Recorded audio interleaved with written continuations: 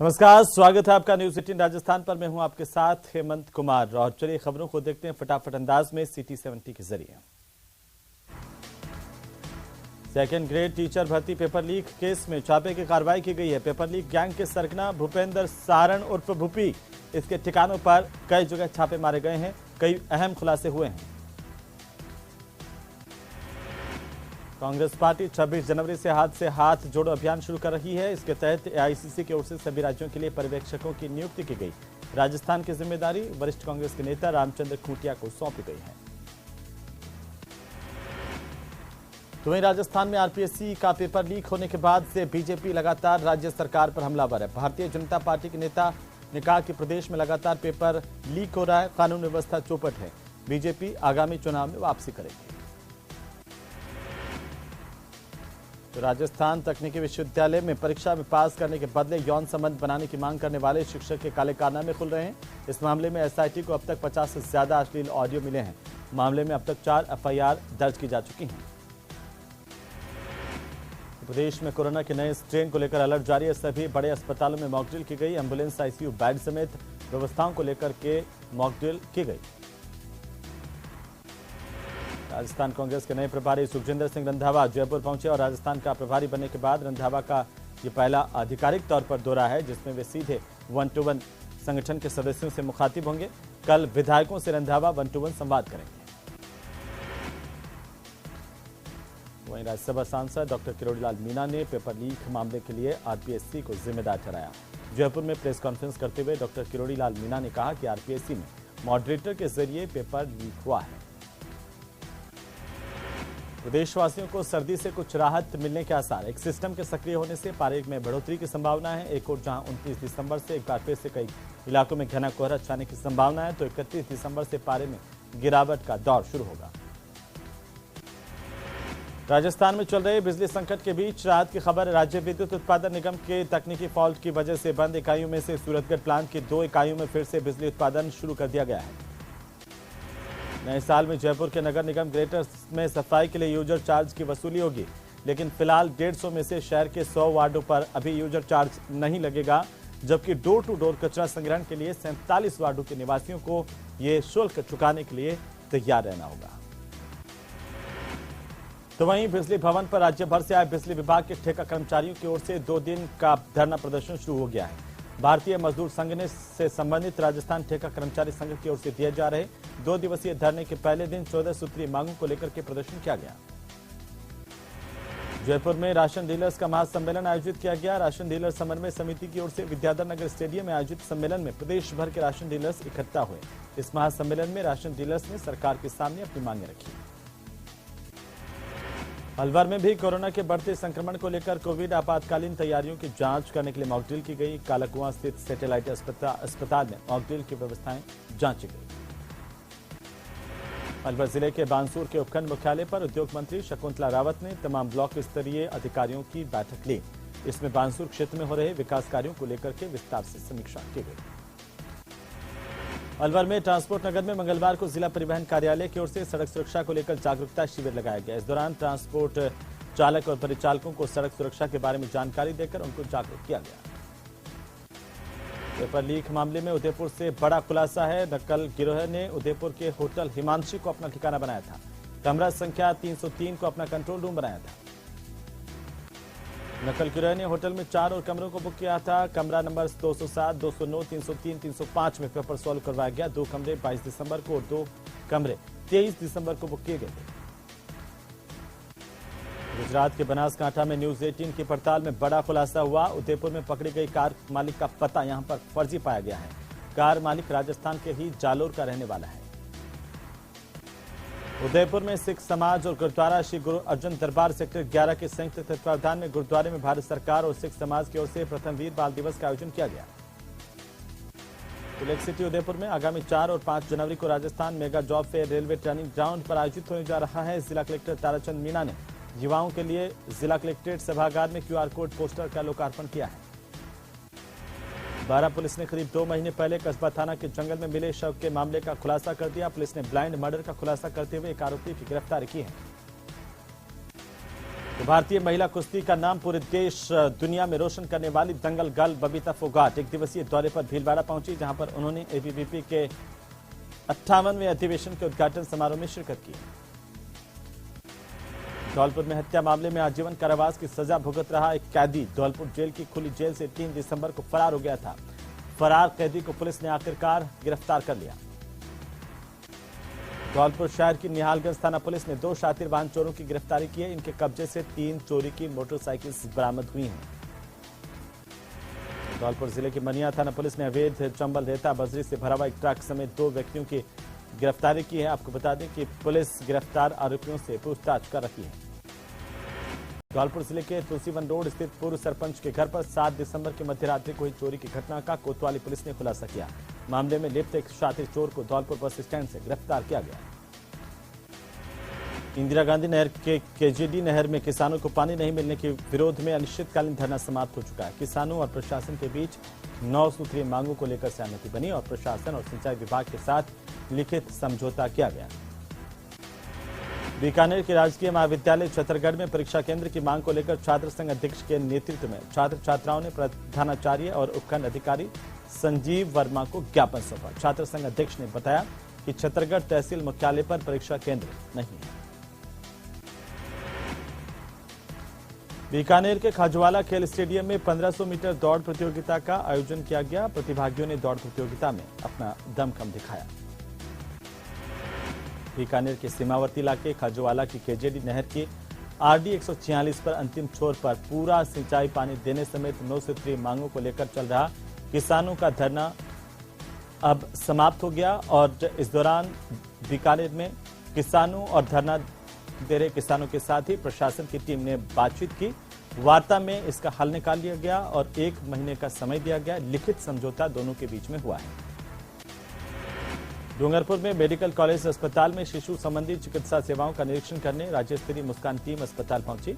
इस दौरान इस टीम ने मेडिकल कॉलेज प्रिंसिपल और सुपरिंटेंडेंट की टीम से मुलाकात की। डूंगरपुर के आसपुर विधानसभा क्षेत्र के बीजेपी की जन आक्रोश सभा का यहां पर आयोजन किया गया, जिसमें बीजेपी सांसद सीपी जोशी ने कांग्रेस पर जमकर निशाना साधा। डूंगरपुर में बिजली विभाग ने बिजली का बिल नहीं भर रहे उपभोक्ताओं पर सख्ती शुरू कर दी है। विभाग ने जिले में 5500 से ज्यादा उपभोक्ता चिन्हित किए हैं, जिन पर 6.5 करोड़ रुपए का बकाया चल रहा है। कोरोना की आहट के बीच जैसलमेर से डराने वाली तस्वीर सामने आई। जैसलमेर में इन दिनों न्यू ईयर सेलिब्रेशंस के लिए सैलानियों की अपार भीड़ उमड़ रही है, लेकिन पर्यटन स्थलों पर सैलानी मास्क पहने दिखाई नहीं दे रहे हैं। ऐसे सैलानियों की बड़ी तादाद है जिन्होंने मास्क नहीं पहना और भीड़ भाड़ वाले इलाकों में उनकी लापरवाही यहां के लोगों के लिए भी नुकसानदेह साबित हो सकती है। जैसलमेर में आरटीडीसी अध्यक्ष धर्मेंद्र राठौड़, पर्यटन राज्य मंत्री मुरारीलाल मीणा ने हेलीकॉप्टर जॉय राइड का वर्चुअली शुभारंभ किया। तो वहीं मंत्री सालेह मोहम्मद, विधायक रूपाराम धनदे, जैसलमेर के जिला कलेक्टर टीना डाबी यहां पर ट्रायल रन में मौजूद रहे। जालोर से पेपर लीक मामले में नया खुलासा हुआ। मामले में अब सामने आया कि पेपर प्रिंट में जाने से पहले ही आउट हो चुका था। इसे लेकर के कई सवाल विपक्ष की ओर से भी खड़े किए गए हैं। तो साथ ही यह भी खुलासा किया गया है कि आरोपियों के पास सभी परीक्षाओं में मिक्स में कुल 500 प्रश्न पत्र थे।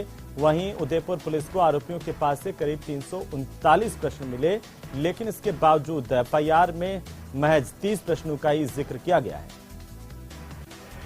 तो विप्र फाउंडेशन की ओर से झालावाड़ में अमृत भारत रत्न परशुराम कुंड आमंत्रण यात्रा का आयोजन किया गया। शहर में अलग अलग इलाकों से यात्रा निकाली गई, जहां पर जगह जगह इसका स्वागत किया गया। झालावाड़ जिले के पीड़ावा इलाके में 2 मोटरसाइकिल के आमने सामने की जोरदार भिड़ंत हुई है। इस हादसे में दोनों बाइक सवार आधा दर्जन लोग घायल हुए हैं, जिनमें से 4 गंभीर घायलों को झालावाड़ के जिला अस्पताल रेफर किया गया है।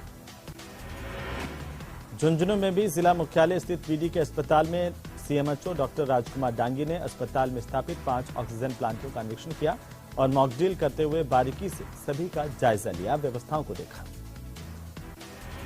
जोधपुर में इस बार विदेशी के मुकाबले देसी सैलानी ज्यादा हैं। सर्दी, कोरोना और महंगाई से इतर पर्यटक यहां पर देसी पहुंच रहे हैं, लेकिन व्यापारियों में पहले जैसा उत्साह यहां पर नजर नहीं आ रहा, क्योंकि विदेशी सैलानियों की आवक इस बार काफी कम यहां पर नजर आ रही है।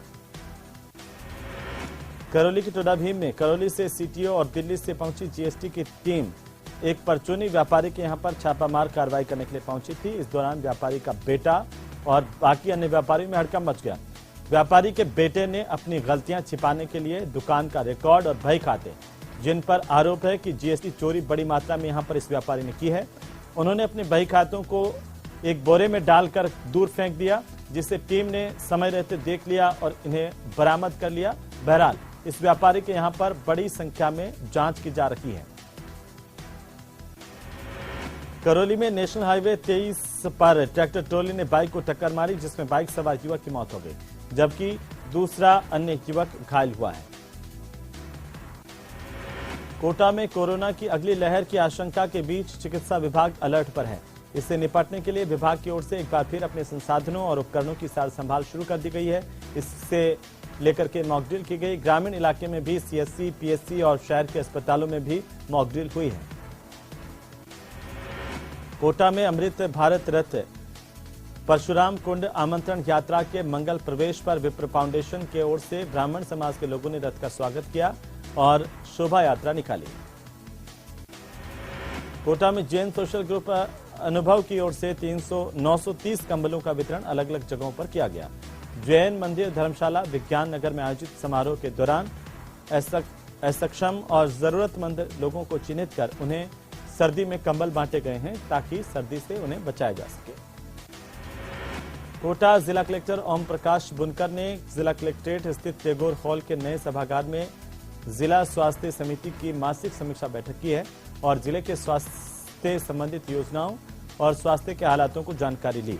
उन्होंने कहा कि अस्पतालों में स्वास्थ्य योजनाओं के लाभ से कोई भी पात्र वंचित न रहे। कोटा के 77 चिकित्सा संस्थानों पर 909 गर्भवती महिलाओं की प्रसव पूर्व विशेष स्वास्थ्य की जांच की गई है। गर्भवतियों को गर्भकाल के दौरान बरती जाने वाली आवश्यक सावधानियों के बारे में भी विस्तार से बताया गया और परामर्श दिया गया। साथ ही उन्हें जरूरी दवाइयों का वितरण भी किया गया। नागौर जिले की रियांबड़ी सीएससी को नई एम्बुलेंस मिली है। रियांबड़ी पंचायत समिति उप प्रधान गोविंद करण डांगा ने एम्बुलेंस को हरी झंडी दिखा करके रवाना किया है। आपको बता दें कि राज्य सरकार की ओर से मरीजों की सुविधा को लेकर के सीएससी को यह एम्बुलेंस प्रदान की गई है। आदर्श क्रेडिट कोऑपरेटिव सोसाइटी के पीड़ितों का तीसरा बड़ा महासम्मेलन मंडफिया में आयोजित हुआ। इस सम्मेलन में पीड़ितों के पैसे वापस दिलाने के लिए निवेशकों की ओर से मुद्दा उठाया गया। मुद्दे को करप्शन कंट्रोल ऑर्गेनाइजेशन के राष्ट्रीय अध्यक्ष आकाश चौहान को सौंपा गया है। उनसे मांग की गई है कि तमाम जो लोग ठगी का शिकार हुए हैं उन्हें उनका पैसा लौटाया जाए।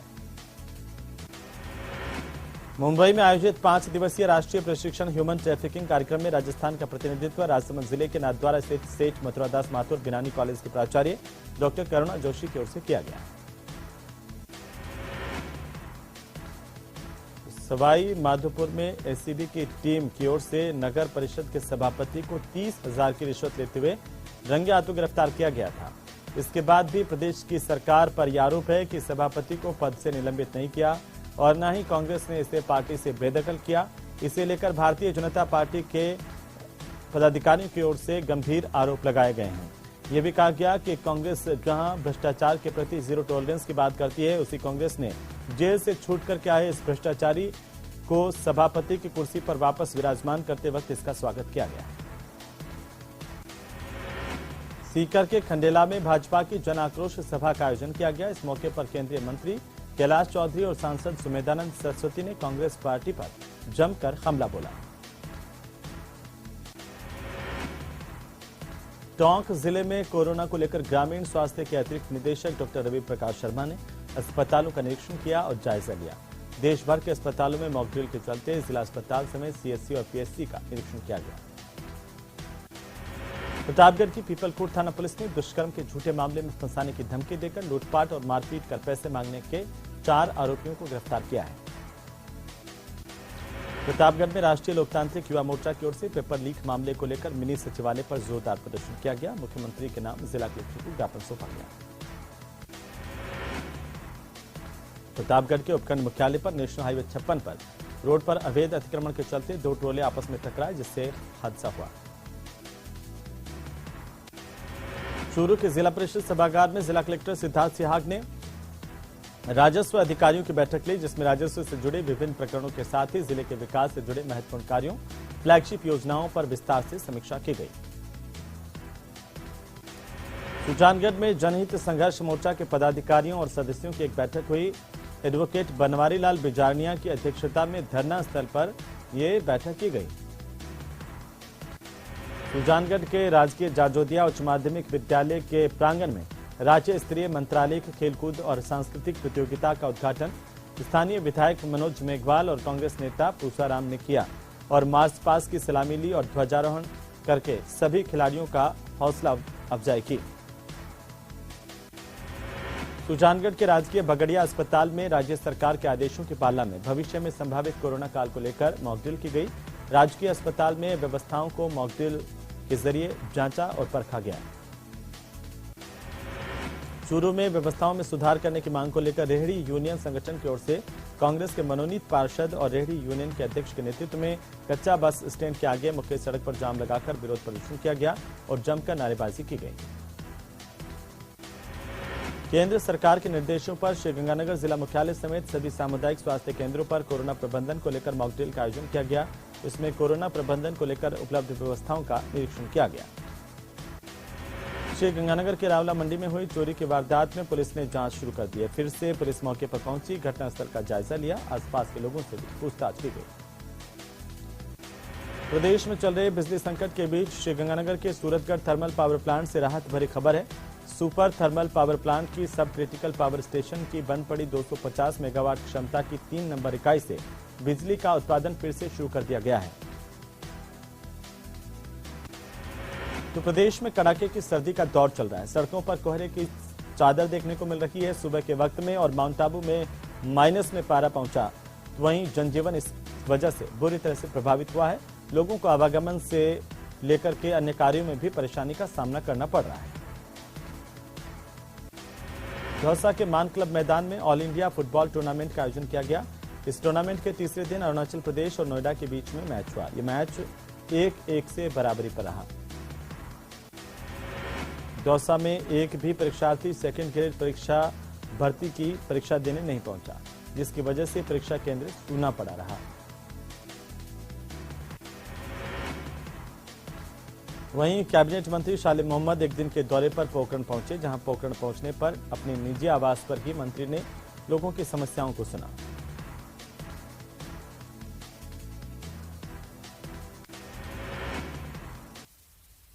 तो आपको बता दें कि इसी बीच बड़ी खबर है।